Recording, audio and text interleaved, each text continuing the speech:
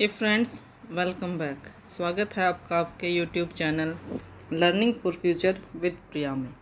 आज मैं आपके सामने एक ट्रांसलेशन की क्लास लेकर आई हूँ। आप अपनी स्क्रीन पर क्या है, एक स्टोरी देख पा रहे हो। आज हम जानते हैं, इसको ट्रांसलेट करते हैं कि जो इंग्लिश में स्टोरी लिखी है इसको हिंदी में हम ट्रांसलेशन कैसे करेंगे। आज आपको कोशिश करूँगी कि एक वर्ड का हिंदी मीनिंग बताने की, ताकि आपको ट्रांसलेशन में कोई कन्फ्यूज़न ना हो और आपके जो भी डाउट है वो सारे क्लियर हो जाए। चलिए स्टार्ट करते हैं। स्टार्टिंग में आप पहला सेंटेंस देख पा रहे हो, long ago there ruled a king. Long ago there ruled a king called Akbar. Long ago means होता है बहुत समय पहले। रूल्ड अ किंग, एक राजा शासन करता था। कोल्ड अकबर, जिसका नाम क्या था, अकबर। उसका नाम क्या था, अकबर। बहुत समय पहले एक राजा शासन करता था जिसका नाम था अकबर। रूल्ड का मीनिंग होता है शासन करना। रूल्ड मीन्स क्या होता है, शासन करना। Next sentence, he was very fond of music. He was very fond of music. Fond होता है शौकीन। वो क्या था, म्यूजिक का, संगीत का बहुत ज़्यादा शौकीन था। उसको संगीत बहुत ज़्यादा पसंद था। He had a famous musician in his court called Tansen. उसका जो दरबार था, कोर्ट मीन्स होता है दरबार, उसके दरबार में क्या था, एक बहुत ही फेमस मीन्स प्रसिद्ध। फेमस मीन्स क्या होता है, प्रसिद्ध।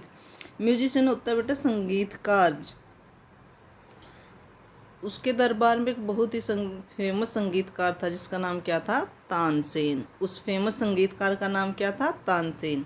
It is said that when Tansen used to sing the Deepak Raga, lamps used to get lit automatically. Such was his name and fame. It is said that ऐसा कहा जाता है या ऐसा कहा जाता था। When Tansen used to sing, कि जब तानसेन क्या है, गाता था। क्या गाता था, दीपक रागा, दीपक राग गाता था। Lamps used to get lit automatically, कि जो लैम्प्स थे वो क्या होते थे बेटा, ऑटोमेटिकली होते अपने आप, और लिट होता है जल जाना, कि जो लैम्प थे वो क्या है, अपने आप जलना स्टार्ट हो जाते थे। ऐसा कहा जाता था कि जब तानसेन दीपक राग गाना स्टार्ट करता था, शुरू करता था, तो आसपास में जितने भी लैम्प थे वो क्या थे, खुद पे खुद जलने स्टार्ट हो जाते थे। Such was his name and fame. Name and fame होता प्रसिद्ध। वो इतना ज़्यादा प्रसिद्ध था, वो इतना ज़्यादा फेमस म्यूजिशियन था कि उसके बारे में ऐसा कहा जाता था कि जब भी वो दीपक राग गाना स्टार्ट करता था तो जितने भी दिए थे, जितने भी लैम्प्स थे वो अपने आप जलना स्टार्ट हो जाते थे। Next, some courtiers became jealous of the emperor's high regard for Tansen. तो जब उसके दरबार में तानसेन इतना ज़्यादा फेमस था राजा अकबर के दरबार में, तो कुछ जो दूसरे दरबारी थे वो क्या हो गए, उससे जलना स्टार्ट हो गए। जेलस होता है जलना। Of the emperor's high regard for Tansen, क्योंकि जो राजा था वो क्या करता था, तानसेन की जितनी ज़्यादा तारीफ करता था, प्रशंसा करता था, उसको इतना ज़्यादा प्रेज करता था। रिगार्ड होता है सम्मान बोल सकते हो, रिस्पेक्ट बोल सकते हो, प्रेज भी बोल सकते हो, तारीफ करना। जो राजा अकबर है वो क्या करता था, तानसेन की बहुत ज़्यादा सम्मान करता था, उसको रिस्पेक्ट करता था, जिससे कुछ दरबारी जलना स्टार्ट हो गए थे। दे बिगन प्लॉटिंग तानसेन्स डाउनफॉल। उन्होंने क्या कर दिया, एक प्लान, एक योजना बनानी स्टार्ट कर दी, जिससे क्या हो सके, वो तानसेन को नीचा दिखा सके। बिगन होता है शुरू करना, और प्लॉटिंग योजना बनाना। डाउनफॉल होता है पतन बोल सकते हो आप, या उसको नीचा दिखाने की। तो उन्होंने क्या है कि योजना बनानी स्टार्ट कर दी जिससे वो तानसेन को नीचा दिखा सके। They stole his diamond necklace that was given to him by the emperor and told the emperor that Tansen had sold it for a large sum of money.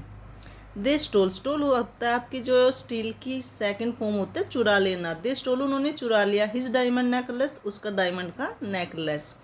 That was given, जो दिया गया था, टू हिम, उसको, किसको, तानसेन को दिया गया था, बाय द एम्परर, राजा के द्वारा, सम्राट के द्वारा।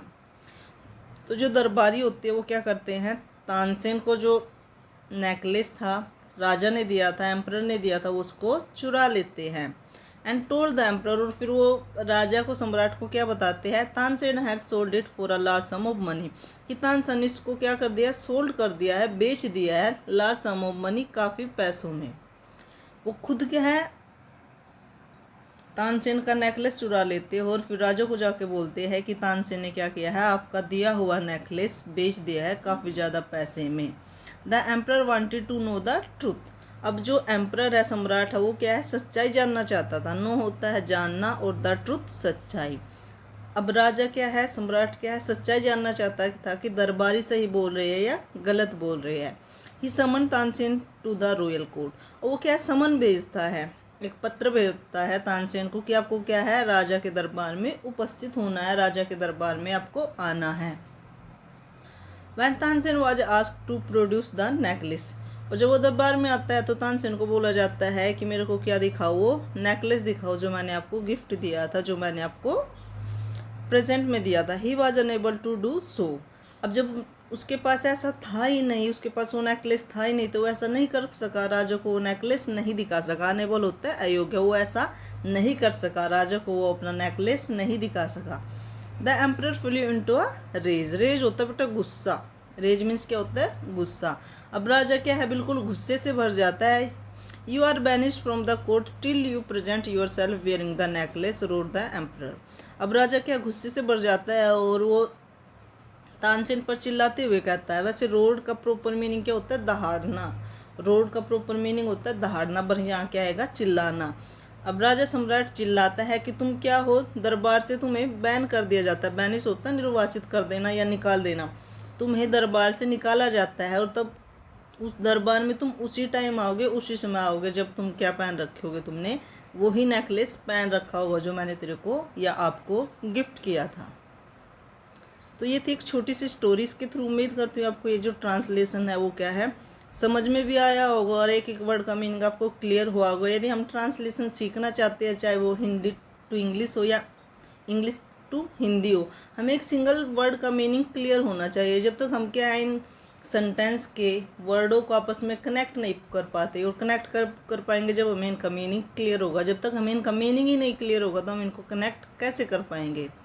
तो सबसे बेसिक रूल है ट्रांसलेशन का ये है कि आप छोटे से छोटे और बड़े से बड़े वर्ड का भी मीनिंग क्लियर कीजिए, जिससे आपको कोई भी डाउट ना रहे, कोई भी कन्फ्यूजन ना रहे।